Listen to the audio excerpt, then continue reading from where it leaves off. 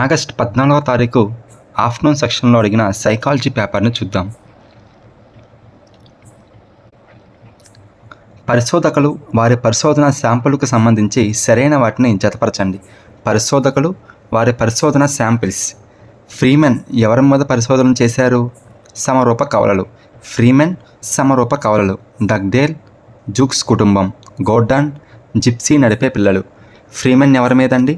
Freeman సమరూప కవలలు, Dugdale Jukes కుటుంబం మీద, Gordon gypsy నడిపే పిల్లల మీద పరిశోధన చేశారు. వికాస దశలు వాటికి సంబంధించిన వయో సమూహములతో సరైన జత. వికాస దశలను వాటికి సంబంధించిన వయో సమూహంతో సరైన జత ఏమిటి? ఫస్ట్ ఆప్షన్ వయోజన దశ. వయోజన దశ మనకి ఎప్పటి నుంచి ఎప్పటి వరకు ఉంటుందండి? 30 సంవత్సరాల నుండి 60 సంవత్సరాల వరకు ఉంటుంది వయోజన దశ. కాబట్టి ఫస్ట్ ఆప్షన్ సరైనది కాదు. సెకండ్ ఆప్షన్ కౌమార దశ. కౌమార దశ ఎప్పటి నుంచి ఎప్పటి వరకు ఉంటుందండి? 13 లేదా 14 సంవత్సరాల నుండి 18 సంవత్సరాల వరకు ఉంటుంది కౌమార దశ. థర్డ్ ఆప్షన్ పూర్వ బాల్య దశ.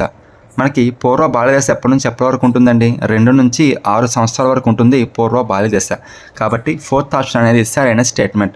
ఉత్తర బాల్య దశ 6 సంవత్సరాల నుండి 10 లేదా 12 సంవత్సరాల వరకు ఉంటుంది. వికాస దశలకు సంబంధించి సరికాని జత. వికాస దశలకు సంబంధించి సరికాని జత. యవ్వన ఆరంభ దశను అతివ్యాప్త దశ అంటారు. కౌమార దశను సందిగ్ధ వయస్సు అంటారు.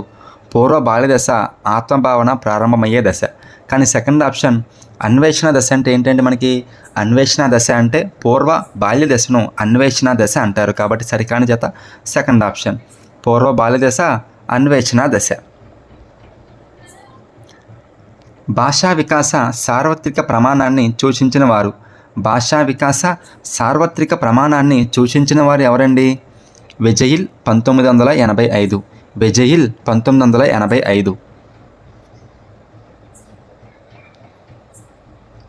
కోల్బర్గ్ నైతిక వికాస దశలను జతపరచండి. కోల్బర్గ్ నైతిక వికాస దశలను జతపరచండి. దశ 1లో ఏముంటుందండి? శిక్ష, భయం. దశ 2లో స్వలాభం, నీకేమిస్తే నాకేమిస్తావు, స్వలాభం. దశ 3లో మనకి మంచి అమ్మాయి లేదా మంచి బాడు అనిపించుకోవడానికి ప్రయత్నిస్తారు. దశ 4 సాంఘిక క్రమాన్ని అనుసరించడం. కాబట్టి దశ 1 ఏమిటి? దశ 1 శిక్షిస్తారనే భయం. దశ 2 నీకేమిస్తే నాకేమిస్తావు, స్వలాభం. దశ 3 మంచి అబ్బాయి మంచి అమ్మాయి అనిపించుకోవడానికి ట్రై చేస్తారు. దశ 4 సాంఘిక నియమాలను గుడ్డిగా అనుసరిస్తాడు, సాంఘిక క్రమాన్ని అనుసరించడం. కౌమార దశ లక్షణాలు. కింది వాటిలో కౌమార దశ లక్షణాలు ఏమిటండి మనకి? గుర్తింపు కోసం శోధన కౌమార దశ. సమస్యలతో కూడి ఉండడం కౌమార దశ. కాబట్టి కౌమార దశ లక్షణాలు ఏమిటి? గుర్తింపు కోసం శోధన, సమస్యలతో కూడి ఉండడం అనేవి కౌమార దశ యొక్క లక్షణాలు. ఆలోచన స్వభావానికి సంబంధించి సరికానివి. ఆలోచన స్వభావానికి సంబంధించి సరికానివి ఏమిటండి? ఆలోచన ఒక ప్రతీకాత్మక ప్రవర్తన అన్నారు, ఇది సరికానిది. సమస్య పరిష్కార పరివర్తన అన్నాడు, ఇది కూడా సరికానిది. మానసిక సంభాషణ అన్నాడు, ఇది కూడా ఆలోచన స్వభావానికి సంబంధించి సరికానివి ఏమిటి? స్టేట్మెంట్ ఏ, స్టేట్మెంట్ బి, స్టేట్మెంట్ సి అనేవి ఆలోచన స్వభావానికి సంబంధించి సరికానివి.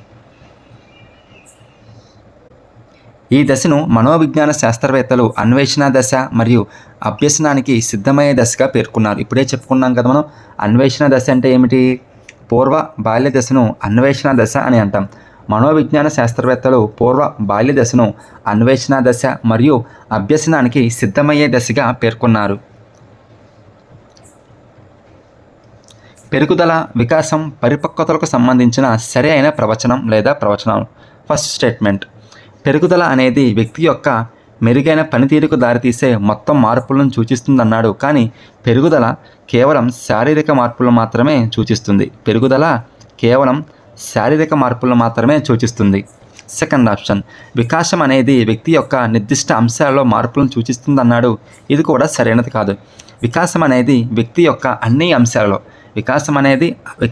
అన్ని అంశాలలో మార్పులను సూచిస్తుంది. కాబట్టి అన్ని అంశాలు సమగ్రమైనది. వికాసం అనేది సమగ్రమైనది. Statement C. పరిపక్వత అనేది ఎటువంటి ప్రత్యేక శిక్షణ అవసరం లేకుండా అంతర్గతంగా జరిగే గుణాత్మక మార్పులు. ఇది సరైన స్టేట్మెంట్. పరిపక్వతకి మనకి ఎటువంటి శిక్షణ అవసరం లేదు, సమయానుకూలంగా జరిగే అంతర్గత గుణాత్మక మార్పులు. కాబట్టి పరిపక్వత అనేది ఎటువంటి ప్రత్యేక శిక్షణ అవసరం లేకుండా అంతర్గతంగా జరిగే గుణాత్మక మార్పులు. ఫోర్త్ ఆప్షన్ చూద్దాం. శిశువు సంపూర్ణ అభ్యసనానికి పెరుగుదల, పరిపక్వత రెండూ అవసరం అన్నాడు. శిశువు సంపూర్ణ అభ్యసనానికి పెరుగుదల, పరిపక్వత, వికాసం మూడు అవసరం. కాబట్టి స్టేట్మెంట్ సి మాత్రమే సరి అయినది. కేవలం ఆడవారికి మాత్రమే ఉపయోగించే ఇతివృత్త గ్రాహ్యక పరీక్ష కార్డుల సంఖ్య ఎంత? కేవలం ఆడవారికి మాత్రమే ఉపయోగించేవి 20. ఏమిటండి? 20. మనకి ఇతివృత్త గ్రాహ్యక పరీక్షలో మొత్తం కార్డులు ఎన్ని ఉంటాయి? 30+1 ఉంటాయి. పురుషులకు 10 ఇస్తారు, స్త్రీలకు 10 ఇస్తారు. ఆ తర్వాత పురుషులకి స్త్రీలకు కలిపి 10 కార్డులు ఉంటాయి. ఒక ఎంటీ కార్డు అనేది ఉంటుంది. మనోవిశ్లేషణ సిద్ధాంతం ప్రకారం శ్రామిక శక్తి అంశాలు. మనోవిశ్లేషణ సిద్ధాంతం ప్రకారం శ్రామిక శక్తి అంశాలు ఏమిటి? జీవితేచ్ఛ, మరణేచ్ఛ. జీవితేచ్ఛ, మరణేచ్ఛ అనేవి మనోవిశ్లేషణ సిద్ధాంతం ప్రకారం శ్రామిక అంశాలు. మనోలైంగిక వికాస సిద్ధాంతం ప్రకారం చలనశక్తి కిందకు వచ్చే ఏమిటి? చలనశక్తి కిందకి ఇడ్, ఈగో, సూపర్ ఈగో. చలనశక్తి కిందకు వచ్చేవి ఇడ్, ఈగో, సూపర్ ఈగో. అదే మనోవిశ్లేషణ సిద్ధాంతం ప్రకారం శరీర ఉపరితల శక్తి కిందకు వచ్చే ఏమిటి? శరీర ఉపరితల శక్తి కిందకు వచ్చేయి చేతనావస్థ, ఉపచేతనావస్థ, అచేతనావస్థ.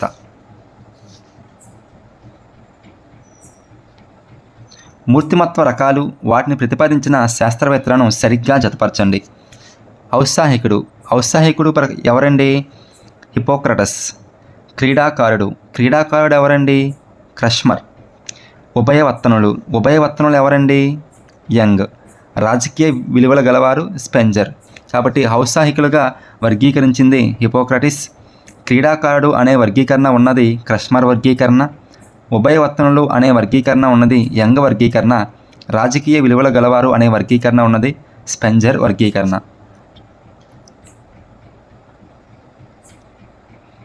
ఒక వ్యక్తి యొక్క సంఘ వ్యతిరేక ప్రబోధనలను సంఘ ఆమోదంగా చేసే పరికరం. ఒక వ్యక్తి యొక్క సంఘ వ్యతిరేక ప్రబోధనలను సంఘ ఆమోదంగా చేసే పరికరమే ఉదాత్తీకరణం. ఏమిటండి? ఉదాత్తీకరణం అంటే సంఘం ఆమోదించని పనులను సంఘం ఆమోదించే విధంగా చేయడమే ఉదాత్తీకరణం. ద్వంద్వ సంసర్గులు, కథనాలు, శబ్ద ప్రమాణాలు అనునవి. ద్వంద్వ సంసర్గులు, కథనాలు, శబ్ద ప్రమాణం అనునవి పునఃస్మరణ పద్ధతులు.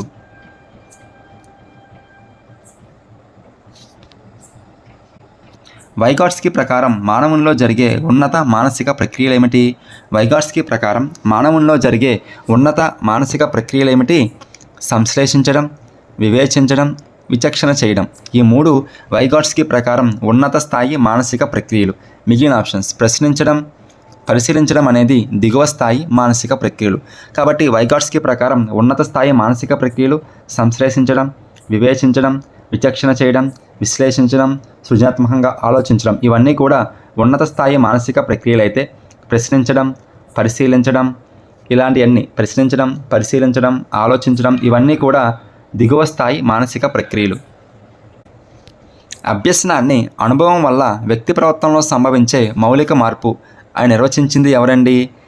గేట్స్ మరియు జెర్సిల్డ్. గేట్స్ మరియు జెర్సిల్డ్ అభ్యసనానికి ఇచ్చిన నిర్వచనం ఏమిటి? అనుభవం వల్ల వ్యక్తి ప్రవర్తనలో సంభవించే మౌలిక మార్పే అభ్యసనం అని చెప్పింది గేట్స్ మరియు జెర్సిల్డ్. సాంప్రదాయ నిబంధిత సిద్ధాంతంలో ఏమిటండి? నిబంధిత ప్రతిస్పందన యొక్క విరమణ లేదా విలోపనం సాధ్యమే. అంటే ఒకసారి అలవాటు చేసిన ప్రతిస్పందనను మనం విరమణ నియమం ఉపయోగించి దానిని వ్యక్తి నుంచి తొలగించవచ్చు కదా. కాబట్టి స్టేట్మెంట్ 1 సరి అయినదే.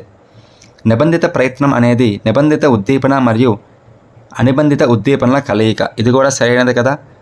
ఏం చేస్తాం మనం? గంట కొట్టి ఆహారాన్ని ఇస్తాం కాబట్టి సెకండ్ స్టేట్మెంట్ కూడా సరి అయినదే. నిబంధిత ఉద్దీపన నిబంధిత ప్రతిస్పందనను తెలుసుకోలేరు అన్నారు. ఈ స్టేట్మెంటు సరైనది కాదు. రెండవ నిబంధిత ఉద్దీపన నిబంధిత ప్రతిస్పందనని తెలుసుకోలేరు అన్నారు. ఇది కూడా సరి అయినది కాదు. కాబట్టి స్టేట్మెంట్ ఏ, స్టేట్మెంట్ బి సరి అయినవి. సృజనాత్మక ప్రక్రియలోని ఈ దశలో సమస్యకు అకస్మాత్తుగా పరిష్కారం లభిస్తుంది.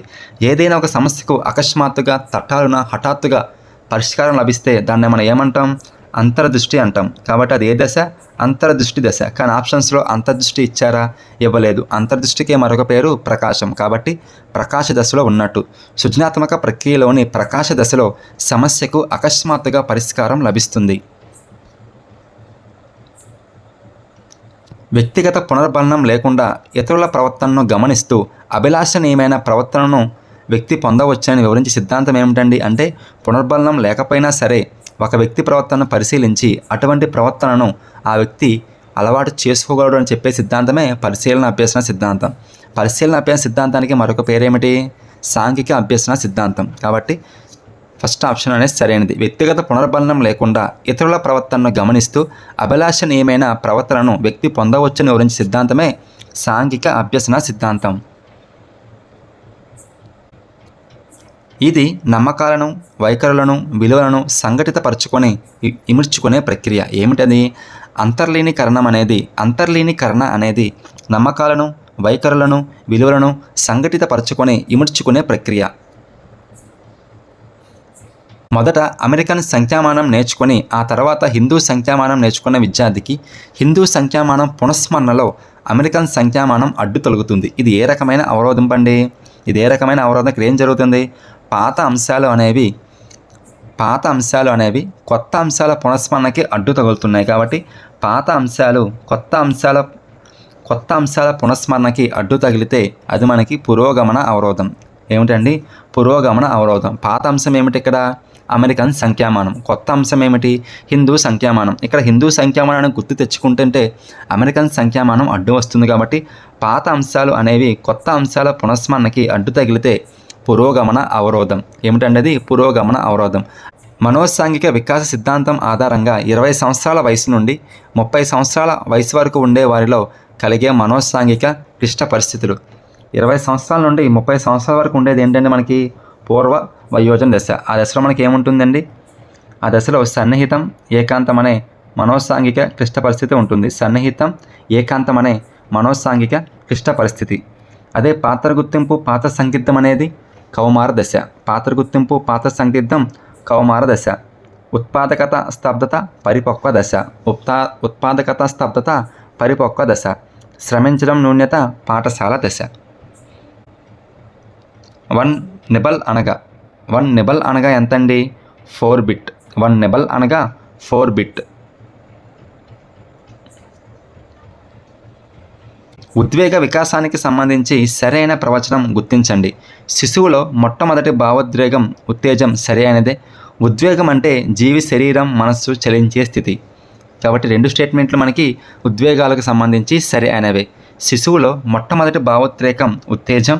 ఉద్వేగం అంటే జీవి శరీరం, మనస్సు చలించే స్థితి. కాబట్టి ఇచ్చిన 2 స్టేట్మెంట్లు కూడా ఉద్వేగానికి సంబంధించి సరైనవే.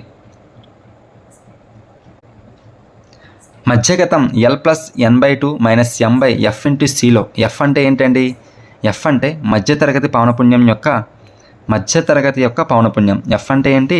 మధ్యతరగతి యొక్క పౌనపుణ్యం. C అంటే ఏంటండి? C అంటే తరగతి ఎత్తు.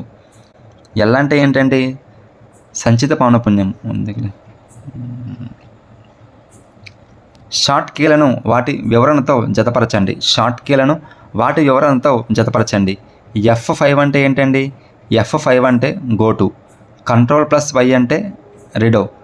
Ctrl+B అంటే బోల్డ్.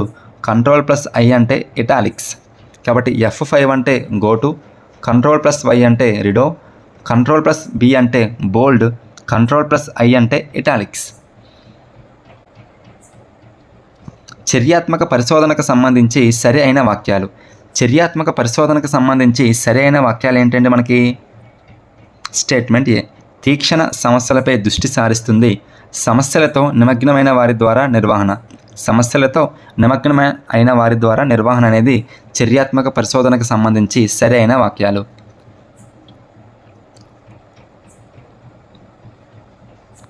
సాధారణ వ్యక్తిత్వం యొక్క 16 ప్రాథమిక రూపాలను ప్రతిపాదించి వాటిని కొలవడానికి 25 ప్రశ్నావళిని రూపొందించిన ఆద్యుడెవరు?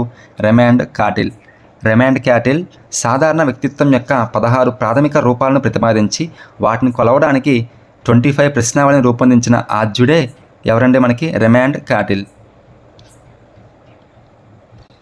విద్యా హక్కు చట్టం 2009. విద్యా హక్కు చట్టం 2009 ప్రకారం 1 నుంచి 5 తరగతుల విద్యార్థులకు కనీసం పని దినాల సంఖ్య ఎంతండి?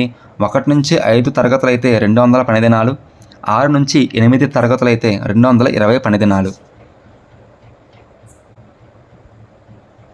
ఈ వయస్సు వరకు ప్రత్యేక అవసరాలు గల పిల్లలకు ఉచిత విద్యతో పాటు అభ్యసన వాతావరణం వికలాంగుల హక్కుల చట్టం 1995 ప్రతిపాదించింది. ఈ వయస్సు వరకు ప్రత్యేక అవసరాలు గల పిల్లలకు ఉచిత విద్యతో పాటు అభ్యసన వాతావరణం వికలాంగుల చట్టం 1995 ప్రతిపాదించింది. ఏ వయస్సు వరకు అండి? 18 సంవత్సరాల వయస్సు వరకు.